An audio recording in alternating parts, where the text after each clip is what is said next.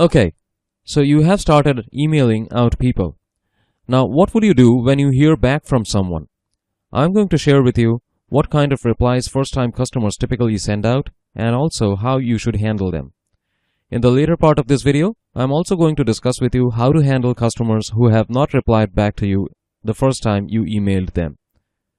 So, what kind of replies do first-time customers typically send out? You see, you would be emailing out mostly to business owners and website administrators who have very little idea about how the content writing business works. So after reading your email, they are just going to go to your portfolio website, check out the quality of your website, check out your writing samples, and then reply back to you.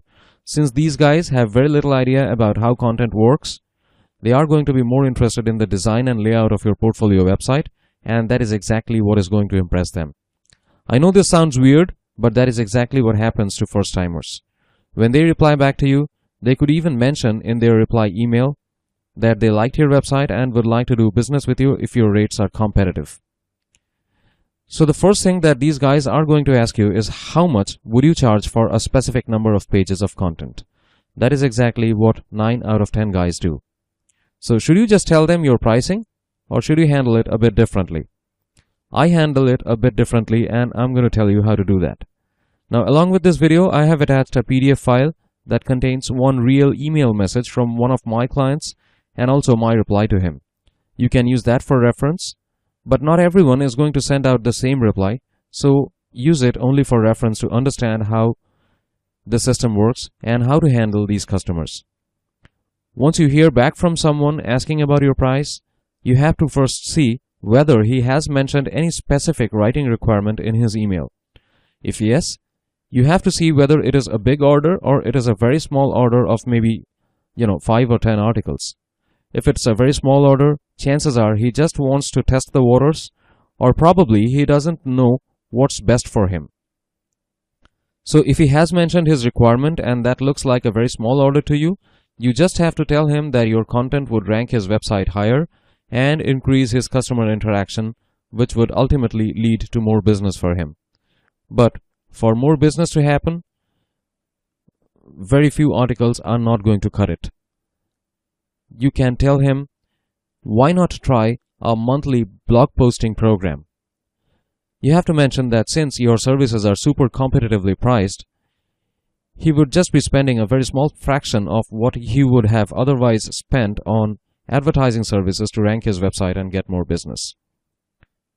After mentioning that, you can give him a brief idea about your pricing and then finish off the email telling him that you do offer custom pricing as well, so he shouldn't hesitate to get back to you right away.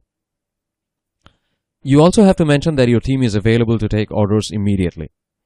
Now, the whole idea here is to make your customers realize the importance of content and then bag a monthly writing gig for a monthly retainer price. Of course, not all clients are going to fall for it, but some are going to be interested in that, and that's when you make some real money.